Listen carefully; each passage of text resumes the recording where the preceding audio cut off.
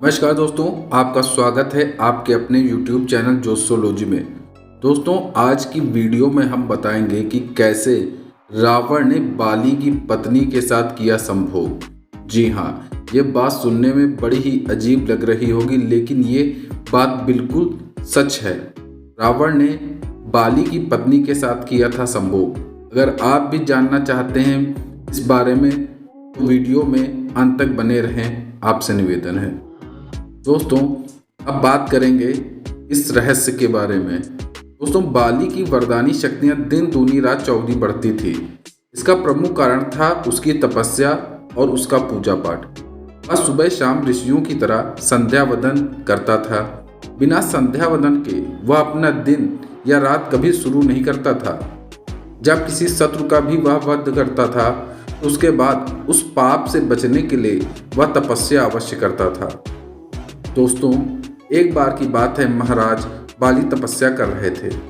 उधर ब्रह्मा और शिव से वरदान पाने के बाद मदांध रावण तीनों लोकों में युद्ध छल बल से किसी न किसी को सभी प्रकार से हराता हुआ आ रहा था। धीरे धीरे पूरे पाताल, आकाश और अंतरिक्ष को जीत चुका था। अब वह पृथ्वी के समस्त राजाओं से बारी बारी युद्ध करके उसे अपने अधीन कर रहा था। इसी उद्देश्य से वह किष्किंधा आया और बाली से युद्ध की मांग करने लगा, परंतु बाली उस समय तपस्या में बैठा हुआ था।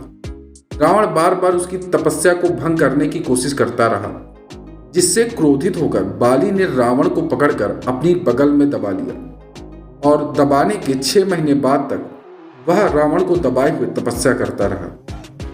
रावण कुछ कर भी नहीं पाया, चुपचाप दबा रहा। 6 महीने की तपस्या खत्म करने के बाद उसने रावण से पूछ लिया कि अब बताओ, तुम युद्ध मांग रहे थे, चले मैदान में। परंतु रावण ने तुरंत हार मान ली, परंतु वह मन ही मन बाली से अपनी दुश्मनी मान चुका था। वह एक ऐसे मौके की तलाश में था जिसमें वो अपने शत्रु को पछाड़ सके, और एक दिन की बात है, उसे वह मौका मिल ही गया। दोस्तों, बात है अगले वर्ष की, जब बाली हमेशा की भांति तपस्या के लिए जा रहा था। बाली तपस्या पर जाने से पहले अपने भाई सुग्रीव को राजा बनाकर जाता था और तपस्या से वापस आने के बाद अपना राजपाट खुद संभाल लेता था। सुग्रीव अपने भाई से बहुत ही प्रेम करता था, इसलिए जब उसका भाई तपस्या के लिए जाता था तो अपने भाई की रक्षा के लिए चारों तरफ से उसके एक आवरण बना देता था और उसकी रक्षा वह स्वयं करता था, ताकि कोई भी व्यक्ति, राजा, इंद्र, गंधर्व, कोई उसकी तपस्या में बाधा ना पहुंचा सके। बताया जाता है कि रावण को इस बारे में जैसी ही जानकारी मिली कि बाली तपस्या के लिए गया हुआ है और सुग्रीव उसके निकट है, वह तुरंत ऋषि का वेश बना लेता है और किष्किंधा पहुंच जाता है। किष्किंधा में ऋषियों की बहुत ही आदर सत्कार किया जाता था और उनकी बहुत पूजा अर्चना की जाती थी। किष्किंधा में आए हुए ऋषि की खबर सुनकर के महारानी मंदोदरी और तारा को यह खबर पता चली। उस समय कहा जाता है कि मंदोदरी और तारा का विवाह सुग्रीव के साथ हो चुका था। रावण जैसे ही मौका पाता है और मंदोदरी और तारा को पकड़ करके उनका हरण करके विमान में बैठा लेता है और चल देता है अपनी महल की ओर। कहा जाता है मंदोदरी और तारा दोनों ही उस समय गर्भवती थी और संतान को जन्म देने वाली थी। मंदोदरी एक बहुत बुद्धिमान स्त्री थी। उसने सबसे पहले अपनी देवरानी तारा को बचाने के लिए एक युक्ति सोची और रावण से बोली, हे राक्षस राज, आपकी बड़ी प्रशंसा सुनी थी। आप बड़े बलवान हैं, वरदानी हैं, तो जब हमारे पति घर पर उपस्थित थे, आप युद्ध से मुझे जीत कर ले आते तो आपकी वीरता थी, पर यह तो आपने चोरी और कायरता की बात मुझे इस प्रकार अगवा करके लाए हैं। रावण बोला कि आपकी सुंदरता मैंने दैत्यों के मुंह से सुनी थी, देखने की एक इच्छा हुई और मैं आपको देखे बिना रह नहीं पाया। बाली को वरदान है कि उसके सामने कोई जीत नहीं सकता, इसलिए मुझे छल करना पड़ा और छल बल से ही आपको अपने राज्य लाना पड़ा, और छल भी एक युद्ध नीति का ही अस्त्र है। मंदोदरी ने कहा कि अगर आप तपस्या से लौटने के बाद बाली तुमको और तुम्हारी परिवार, प्रजा, सेना आदि को मार डाले तो तुम क्या करोगे? दोनों राज्यों के कितने निर्दोष लोग मारे जाएंगे जब किष्किंधा और लंका के बीच में युद्ध होगा। क्या तुम्हें इसकी कोई चिंता नहीं है या कोई भय नहीं? कौन बचाएगा तुम्हें बाली के प्रकोप से? रावण बोला कि तुम जैसी सुंदरी अगर कुछ माह के लिए मेरी पत्नी रहे, फिर मेरी मृत्यु भी हो जाए तो मुझे कोई भी चिंता नहीं, मैं तुम्हारे बिना नहीं रह सकता। मंदोदरी ने कहा कि अगर बीच का रास्ता निकाला जाए तो दोनों राज्यों के निर्दोष सैनिक मरने से बच सकते हैं, तुम और बाली दोनों भी बच सकते हो। रावण बोला, मैं तैयार हूँ, बताओ क्या युक्ति है? मंदोदरी ने कहा, मैं तुम्हारे साथ चलूंगी, पर मेरी देवरानी तारा को किष्किंधा में छोड़ना होगा। रावण मंदोदरी की सुंदरता में मंत्रमुग्ध हो गया था। उसे एक मिनट भी ना लगा मंदोदरी की बात मानते हुए, और उसने तुरंत तारा को किष्किंधा वापस कर दिया और तारा को किष्किंधा के महल की छत के ऊपर उतार आया। वह फिर मंदोदरी को लेकर चलता है। मंदोदरी कहती है, मैंने सुना है कि आपकी गर्जना इतनी भयानक है जिसको सुनकर महिलाओं के साथ पशुओं के भी गर्भ गिर जाते हैं। उसने कहा, यह बात तो बिल्कुल सत्य है। तो मंदोदरी बोली, मैं एक बार वह गर्जना सुनना चाहती हूँ। रावण ने बहुत ही तेजी से अट्टहास किया, जिससे पूरे ब्रह्मांड में आवाज गूंज गई। आवाज इतनी भयंकर थी कि रानी मंदोदरी का गर्भ भी गिर गया और उस समय उनका पुत्र समय से पहले पैदा हो गया। यह मंदोदरी का दूसरा सबसे बड़ा त्याग था और बाली पुत्र की रक्षा करने के लिए उसने यह फैसला लिया था। अब मंदोदरी ने पुनः प्रार्थना की, इस बच्चे को तारा के पास छोड़ दो ताकि इसका पालन पोषण अच्छे से हो सके। यह निर्दोष है और आप इसको दान में दे करके इसकी जान, अपनी मानवता का परिचय दीजिए। रावण ने पुनः विमान वापस किया और मंदोदरी को महल के छत पर उतारकर बच्चे को तारा को सौंपने की छूट दे दी। मंदोदरी ने अपना बालक तारा को देखकर कहा कि आज मैं अपना अंग आपको अपना बेटा प्रदान कर रही हूँ। आज से तुम इसकी माता हो। पुत्र माता के शरीर का अंग होता है, अतः आज से इसका नाम अंगद है। अब मुझे अपने राज्य, तुमको और अपने पुत्र को बचाने के लिए रावण के साथ जाना होगा। और वह रावण के साथ चली गई। रावण ने मंदोदरी से गंधर्व विवाह करके उसे लंका की महारानी बना दी। परिणाम स्वरूप मंदोदरी रावण से भी गर्भवती हुई।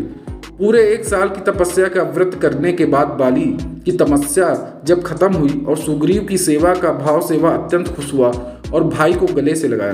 प्रसन्न होकर राज लौटा तो तारा ने उसको सारी घटनाएं बताई। घटनाओं को सुनकर बाली बहुत क्रोधित हुआ और गुस्से में लंका पहुंच गया।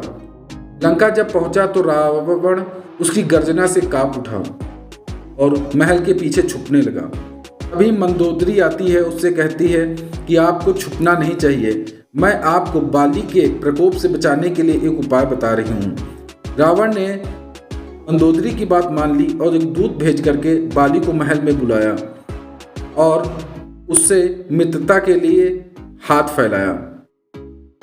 उस समय तो बाली क्रोधित था, लेकिन उसने उसके आतिथ्य को स्वीकार कर लिया। उसने कहा कि आपको जो करना हो कर लेना, लेकिन मेरे साथ एक बार भोजन अवश्य कर लो। मैं मरने से पहले आपके साथ भोजन करना चाहता हूँ। रावण ने ऐसी विनती बाली से की। बाली ने कहा, मैं मरने वाले की आखिरी इच्छा पूरी करता हूँ, तो ठीक है, मैं तुम्हारे साथ भोजन करने के लिए तैयार हूँ। दोस्तों, जैसा कि सनातनियों को पता है, भोजन हमेशा पृथ्वी पर बैठकर लकड़ी के पटरे पर बैठकर किया जाता है। पैर की उंगली पृथ्वी को स्पर्श करती है, परंतु एड़ी पटरे के ऊपर रहती है। दोनों हाथ दोनों पैरों के बीच में रखकर दाएं हाथ से भोजन खाया जाता है और भोजन करते समय मौन रहा जाता है। यही भोजन का तरीका है। खाना परोसने वाली स्वयं रानी मंदोदरी थी। उसने 2 थाल में स्वादिष्ट व्यंजन लगाए, रावण और बाली के सामने रख दिया। बाली ओम पूर्णिमदात पूर्णेंदु वाला भोजन के पूर्व ईश्वर को समर्पित मंत्र पढ़ने लगा और अपनी आंखें बंद करता है, परंतु रावण अपनी थाली से एक ग्रास खाकर दूसरा ग्रास तोड़कर ही उसी में रख देता है और मंदोदरी उस थाली को बदल देती थी। जैसे ही बाली उस भोजन को करने चलता है, वो समझ जाता है कि यह थाली जूठी है और इसे किसी ने अवश्य खाया है। ऐसे में बाली खड़ा होकर क्रोध में गर्जना करता है। उसके गर्जना से मंदोदरी सहित 72,000 राक्षसियों के गर्भ एक साथ धरती पर गिर गए। लंका में चारों तरफ हाहाकार मच गया। रावण अपनी मृत्यु को पक्का समझकर मंदोदरी के पीछे छुप गया। गर्भस्राव के दर्द को समेटे हुए मंदोदरी पुनः हाथ में जोड़कर बोलती है, बाली, हे महात्मा, आप तो श्रेष्ठ हैं। आपके सामने यह रावण एक तुच्छ प्राणी है, यह ऋषि विश्वसर्वा का पुत्र है। आप तो ऋषियों की रक्षा करते हैं और आप इसे क्षमा कर दीजिए। वैसे भी मैं आप जैसे महात्मा की यह पत्नी बनने लायक नहीं रही। जब आप एक बार चखे हुए भोजन को दोबारा खा नहीं सकते तो रावण मेरे साथ वह सब कुछ कर चुका है जो उसे एक पत्नी के साथ करना चाहिए। इसलिए मैं आपकी योग्य नहीं रही। मैं रावण के बच्चे की मां बन चुकी हूं। मंदोदरी की बात सुनकर बाली का क्रोध कम हुआ, परंतु उसने कहा कि इसने अपनी गर्जना से हमारे पुत्र को समय से पहले ही जन्म करवा दिया है। अतः मैं इस बात से बहुत ही इससे क्रोधित हूं। अतः मैंने भी उसी तरीके से आज मेघनाथ का जन्म करवा दिया है अपनी गर्जना से। मंदोदरी बोली, आप दोनों का प्रतिशोध शांत हुआ और कहा जाता है 7वें ही महीने में मेघनाथ की जन्म हो जाती है और कहा जाता है कि अगर 7वें महीने में बच्चा होता है तो पिता की मृत्यु हो जाती है। इसके लिए रावण ऋषियों से बात करता है कि उसे क्या करना चाहिए। ऋषि उसे बताते हैं कि उसे 72,000 नवजात बच्चों को पानी में बहा देना चाहिए, जिससे ही यह प्रकोप से वह बच पाएगा। ऐसा करने पर 72,000 हुए बच्चों को रावण पानी में बहा देता है। उन्हीं के श्राप की वजह से रावण को राम के हाथों मरना पड़ता है। दोस्तों, आपको आज की वीडियो कैसी लगी कमेंट बॉक्स में अवश्य बताएं। धन्यवाद।